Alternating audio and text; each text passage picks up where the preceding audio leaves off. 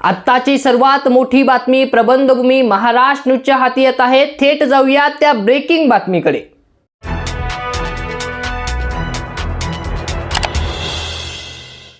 कनाशी करमाळे फाट्याजवळ कोथिंबीर भरलेली आयसर गाडी पलटी झाली असून या दरम्यान सुदैवाने कुठलीही जीवितहानी झाली नाही, परंतु आर्थिक नुकसान मोठ्या प्रमाणात झाले आहे।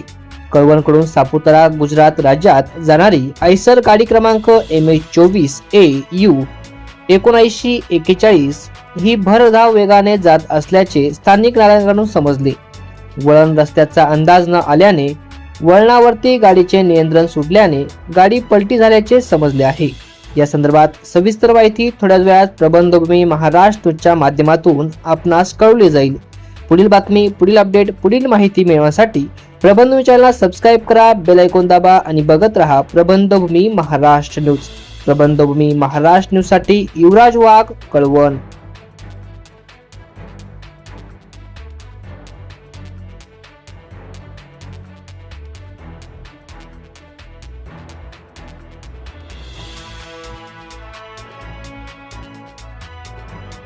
ताज्या व